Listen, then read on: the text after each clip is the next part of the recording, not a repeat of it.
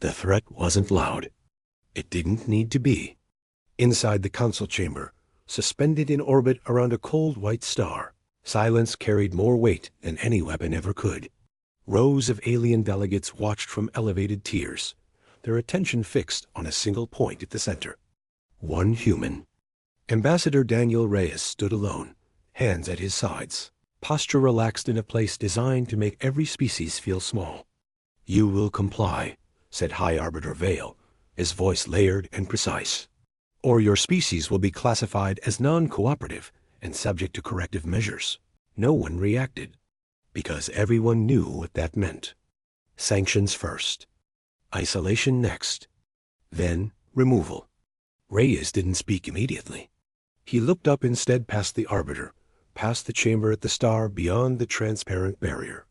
"You're threatening Earth," he said finally. Not angry, not afraid, just stating it. "We are maintaining order," Vale replied. "Your recent military developments violate Council equilibrium." Reyes gave a small nod. "Right." A pause. "Then you might want to reconsider." A ripple moved through the chamber. Not fear. Amusement. "You misunderstand your position," Vale said. "You are one voice. One species, surrounded." Reyes finally looked directly at him. And for the first time, something in his expression shifted. Not defiance. Certainty. "No," he said quietly. "You're threatening the wrong species." The chamber tensed. Because that wasn't how this usually went. No panic. No negotiation. Just clarity. "You will return to your system," Vale continued, "and transmit full compliance within one cycle." Reyes didn't move. Didn't argue. Didn't resist. "Message received," he said. Another pause. "But not the way you think." The chamber lights flickered. Just once. Subtle. Enough to be dismissed. Except by those who understood systems. Far beyond the Council's reach, something shifted. And for the first time in centuries, a threat had been answered. Not with fear, but with preparation. The Council did not wait for a response. It acted. Within minutes of the session ending, sanctions protocols activated across multiple sectors. Trade lanes closed. Human access to shared infrastructure was restricted. Communication relays began filtering outbound signals from Earth systems. Clean, efficient, expected. To the Council, this was pressure. To humanity, it was confirmation. Far from the Council chamber, inside a quiet command facility buried beneath layers of Earth's orbital defense grid, Admiral Sophia Hall stood in front of a darkened display. No alarms. No urgency. Just data. "They moved faster than projected," an officer said. Halle didn't turn. They always do when they think they're in control. Across the display, streams of information unfolded: trade restrictions, network limitations, system isolation attempts. All of it familiar. All of it anticipated. "Council classification updated," another officer added. "We're now listed as non-cooperative." A brief pause. Halle exhaled slowly. Good. That answer caught a few of them off guard.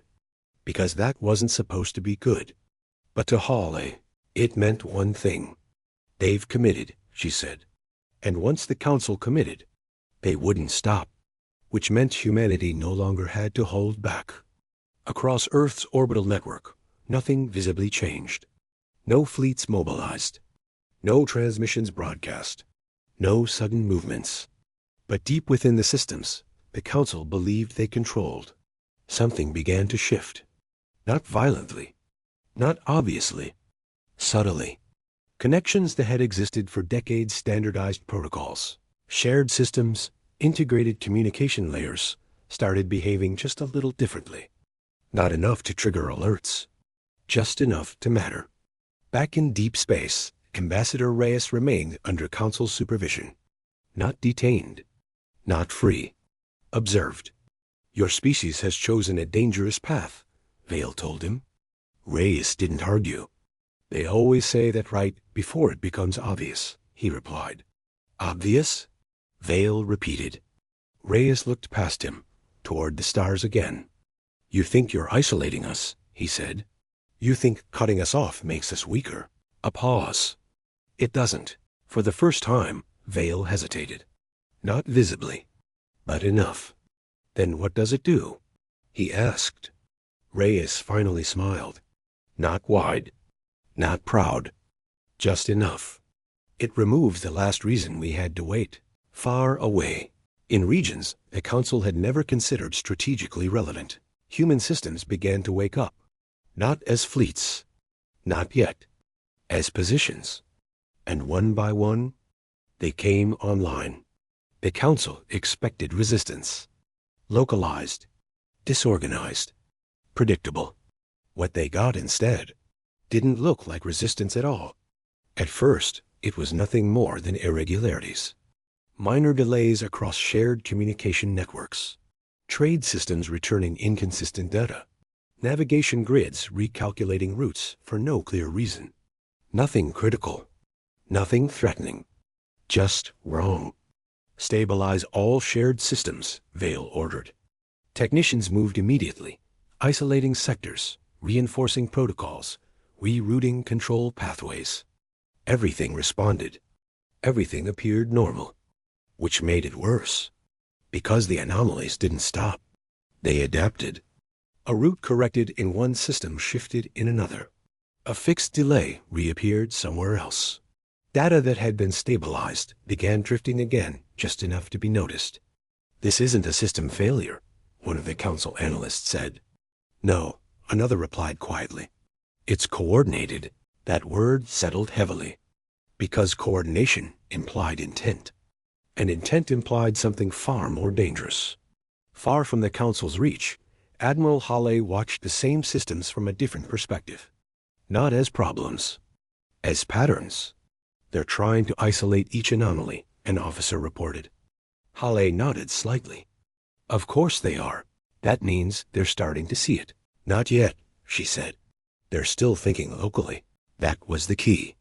The council had built an empire on centralized control, on the belief that every problem could be isolated, contained, corrected. But this wasn't local. It was everywhere. Back in the council chamber, the tension began to rise. Not loudly, not dramatically, but enough. "Expand the scan radius," Vale ordered. "Find the source." They scanned. Across systems. Across sectors. Across entire regions of space. And found nothing. No fleet movements. No visible human activity. No signs of attack. Just a network behaving differently. "You're doing this," Vale said, turning back to Reyes. It wasn't an accusation. It was a realization.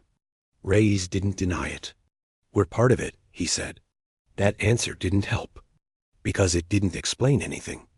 "You've disrupted council infrastructure," Vale continued. Reyes shook his head slightly. "No." A pause. "We're just using it." Silence. Because that possibility hadn't been considered. Not really. The council had always assumed control meant ownership. That their systems were theirs. But now, something else was using them. And it wasn't asking permission. Far beyond their sensors, in places they had long ignored, the first wave of human warships began to power up. Not gathering. Not forming fleets. Positioning. Aligning. Waiting. And for the first time, the council wasn't dealing with a threat they could see. They were dealing with one they had already built into their own systems. They just didn't realize it. Until now. The council escalated. It always did. When control slipped, they didn't question the system. They reinforced it. "Lock all primary infrastructure," Vale ordered. Full command authority routed through central council nodes. It was a decisive move. If something was spreading across the network, centralizing control would contain it. At least, that's what it had always done. Across the galaxy, systems responded instantly. Trade routes, communication arrays, navigation grids, everything funneled inward, tightening into a single, unified command structure. Cleaner, stronger, predictable. Inside the chamber, a sense of stability returned. Delays disappeared. Data aligned. Control reasserted. You see, one delegate said. Containment achieved. Vale didn't respond immediately, but his posture shifted. Confidence returning. Authority restored. And in the center of it, Reyes didn't move. Didn't react. Didn't even blink. Which made it worse. Your interference is over, Vale said, his voice steady again. You will now transmit full compliance. Reyes looked at him. Calm. Unchanged. It hasn't started yet. That sentence didn't make sense. Not in a system that had just been stabilized. Not in a network that was fully under control. But far away, it made perfect sense.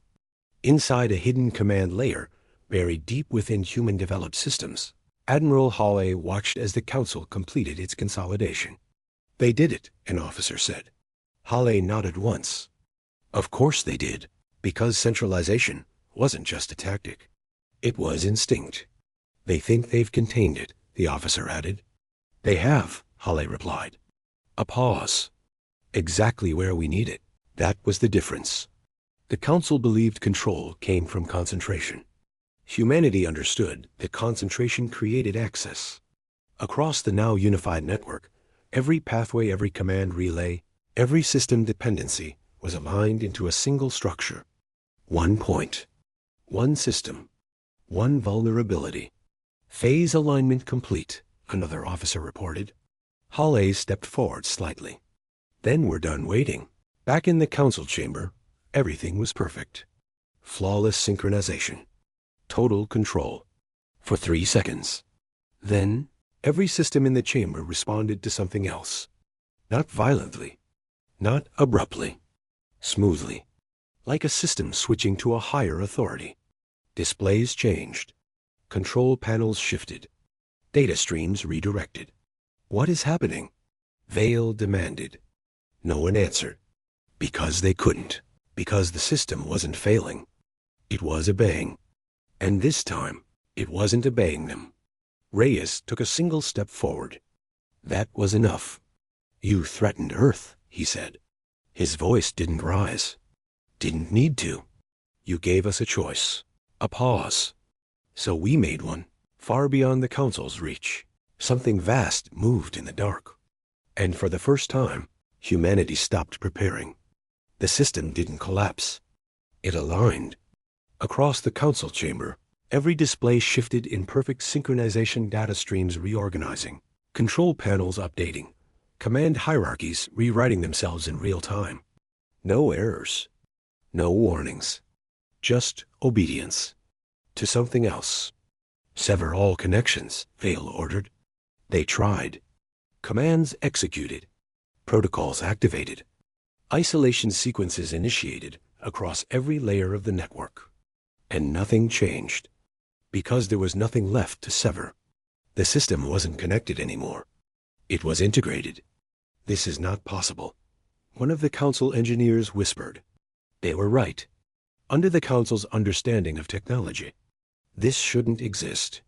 Back in Earth's command network, Admiral Howler watched as the final layer locked into place.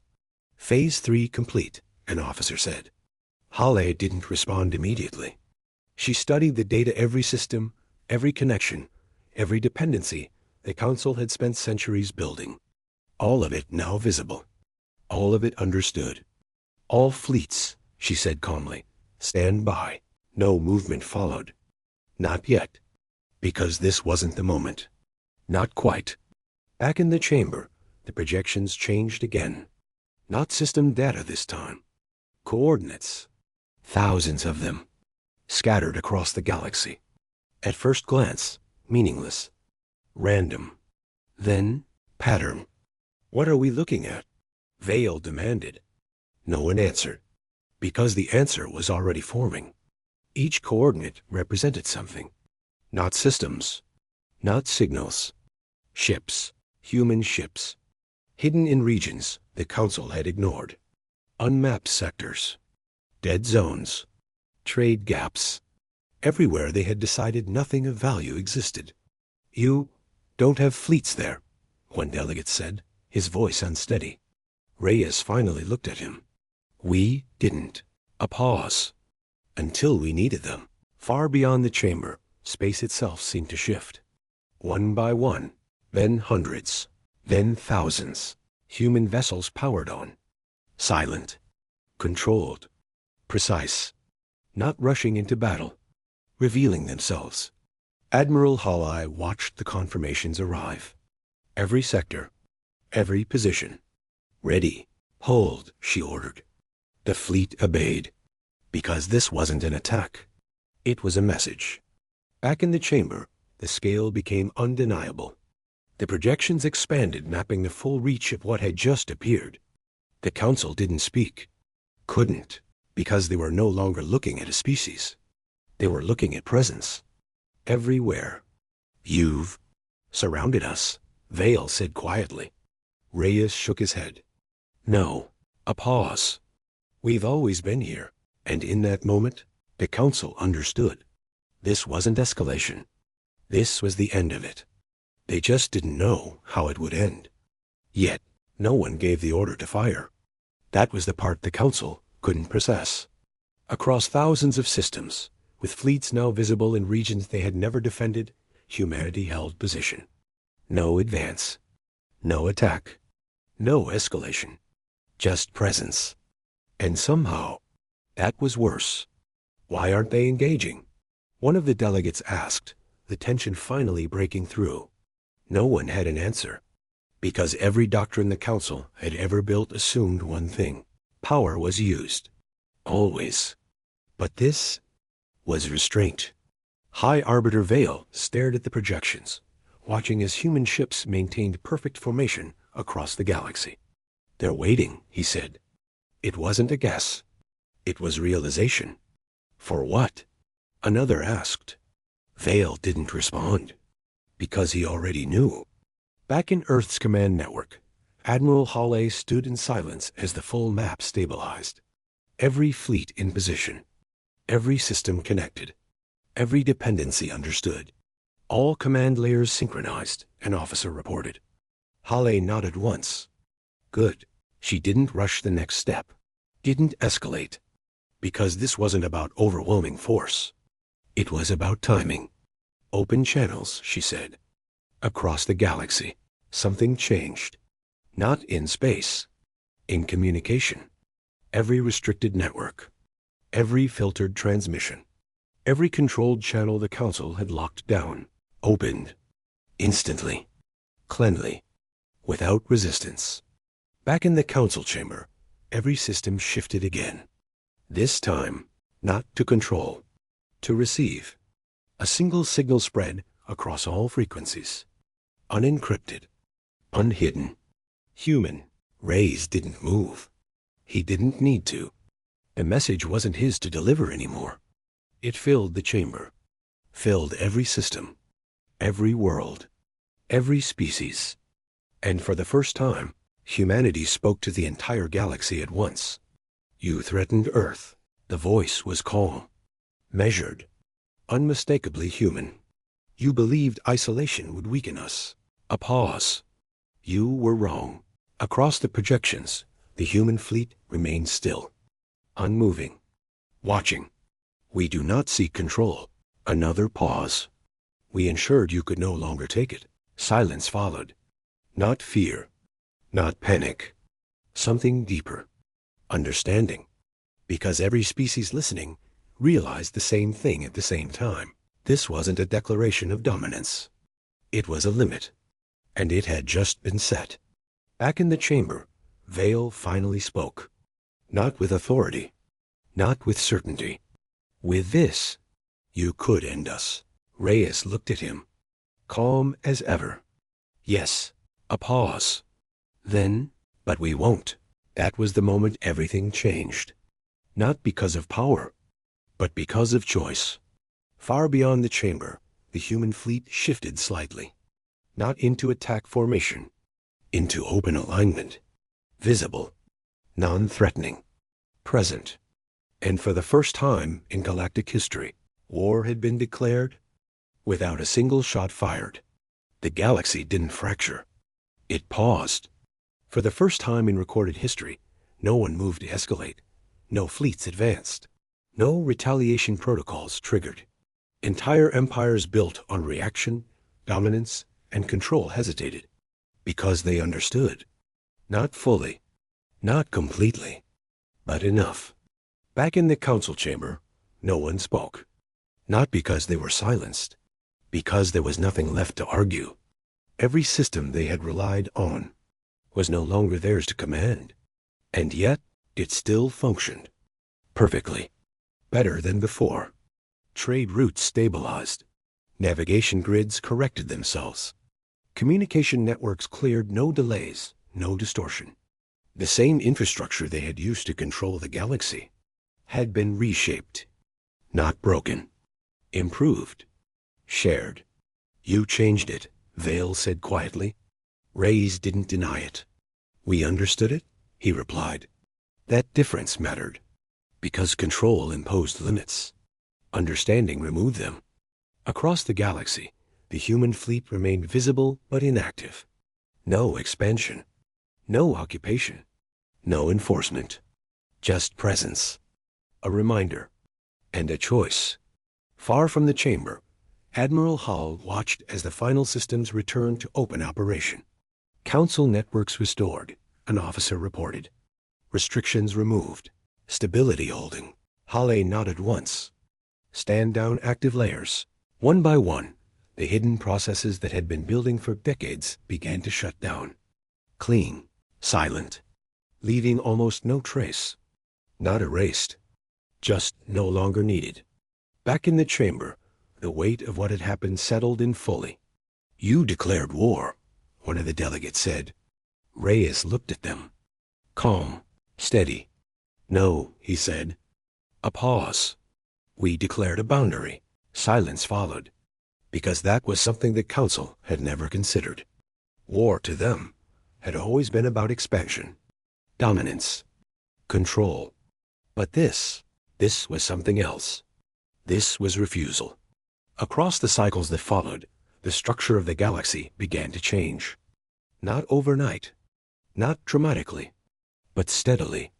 Empires that had relied on control started adapting. Systems became less centralized. Dependencies reduced.